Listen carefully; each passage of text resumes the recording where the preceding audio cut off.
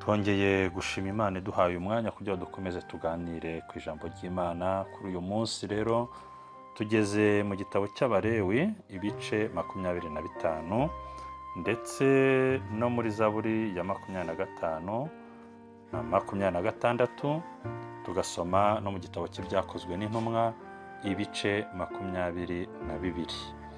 Amagambo y'uyu munsi yakomeje atubwira uburyo Imana yakomeje kugenda iha umurongo cyangwa se icyerekezo ubwoko bw'Abisirayeli, uburyo bagombaga kubaho muri iki gitabo cy'Abalewi. Ejo hashize twabonye uburyo Imana yagiye ishyiraho amabwiriza cyangwa se kalendari z'iminsi, uburyo bagomba kujya bahura bagasenga, ibyo bagomba gukora kuri iyo minsi yari yarabahaye. Muri iki gitabo cy'Abalewi mu bice 25 tubonamo uburyo Imana yakomeje gushyiraho amabwiriza y'uburyo bakwiye kujya bakora, noneho igera no mu bigendanye n'imirima, uburyo bakwiye kujya bayihinga bakayiraza, bagasarura, bakagira igihe cyo guhinga, igihe cyo gusarura, igihe cyo guhunika. Yewe ijambo ry'Imana ryongeye kuntangaza. Mu Kinyarwanda twari tuzi ko ikintu bita ibigugu ni imyaka imaze igihe ihunitse, nabisanze muri Bibiliya mu gice cya 25 murongo 22 hari iryo jambo, ariko reka dusome duhere 20. Aravuga ngo ariko nimuvuga muti tuzajya dutungwa n'iki mu mwaka wa 7 ko tutazabiba ntidusarure.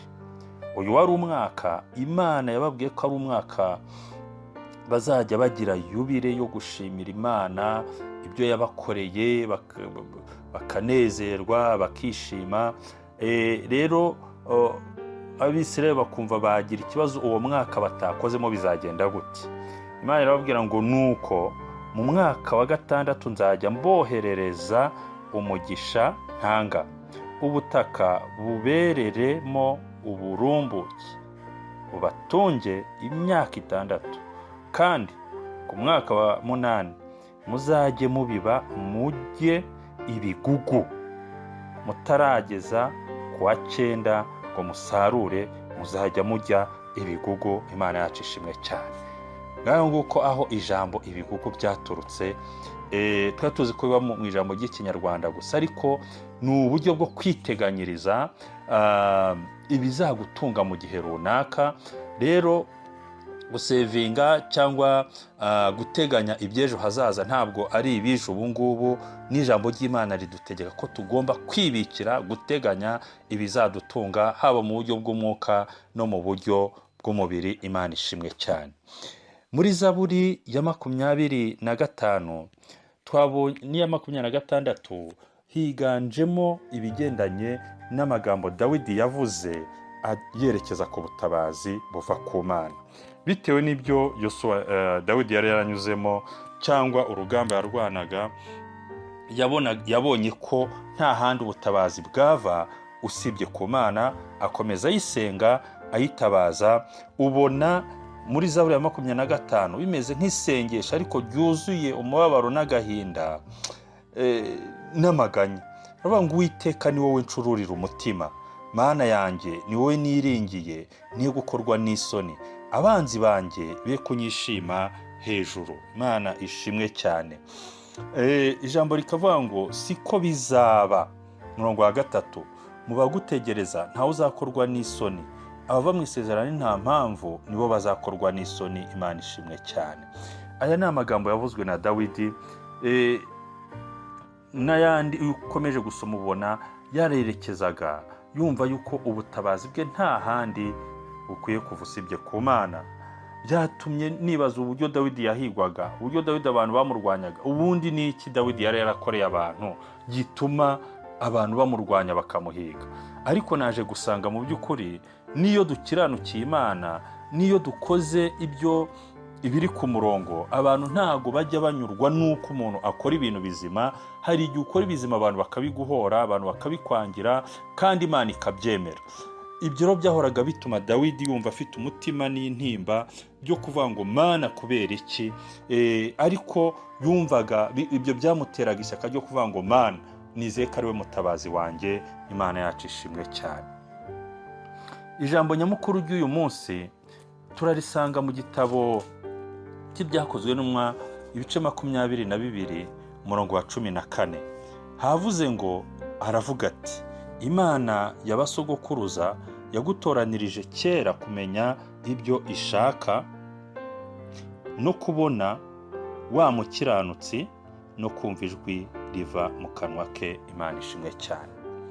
Wenda ukomeje kugira ngo wumve impamvu, umurongo wa 13 aravuga ngo kuko uzaba umugabo we wo guhamiriza abantu bose ibyo wabonye n'ibyo wumvise.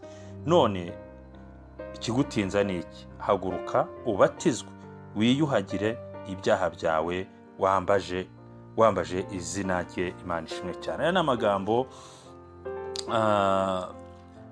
yavuzwe n'umugaragu w'Imana Pawulo ubwo yari arimo abwira abayuda, yiregura ku bayuda, yabireguye ariko asa nk'ubaha ubuhamya bw'uburyo Imana yamufashe, bw'ibyo yari yaranyuzemo, kuko hano murirwa ko bari bari kumuhiga kugira ngo bamwice, bamuhora kuvuga ubutumwa bwiza. Agize amahirwe abacitse ari mu maboko y'abasirikari b'Abaroma, bari bamufashe bamuhungisha abaturage Abayuda, niko gusaba uburenganzira bati munyemerere nanjye ngira icyo mvuga, nk'uko tubisanga hano kuri uyu murongo wa mbere w'igice cya 22. Ageze kuri uyu murongo wa 14, ubwo yari arimo abaha ubuhamya,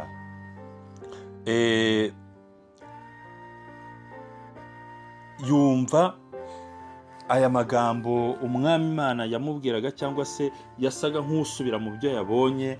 Aravuga ati, rero Imana y'abasogokuruza yagutoranirije kera kumenya. Uyu ni Ananiya wamubwiraga aya magambo, ubwo kuko tuzi neza ko ari wamusengeye kugira ngo ahumuke. Arangije aramubwira ati, none nta kindi kigomba kugutinza kuko Imana yaragutoranirije. Ibyo yagutoranirije, icya mbere ni ukumenya ibyo ishaka.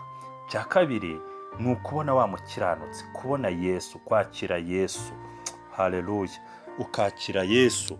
Icya gatatu ni ukugira ngo kumva ijwi riva mu kanwa ke, riva mu kanwa k'Imana, kumvira Imana, kumva icyo Imana idushakaho, kandi noneho tukagikora tukakigenderamo. Ijambo rya kane riri muri uyu murongo ni ukuba abagabo bo guhamya Yesu. Imana ishimwe cyane.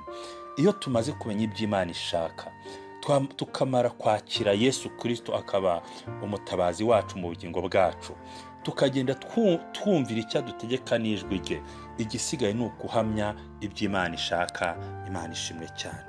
Ni icyo ngicyo Imana yagutoranirije, ni icyo ngicyo gitumye uriho kugeza uyu munsi wa none. Ndagira ngo rero nkurarikire inshuti yanjye, wumva aya magambo, wumve umenye icyo Imana igushakaho, kandi wongere ugire ishyaka ryo kubona ubwiza bw'Imana no kumva ijwi ry'Imana no kugira umwete wo kwamamaza inkuru nziza ya Kristo. Ibyo mbifuriza mwese mu izina rya Yesu. Amen.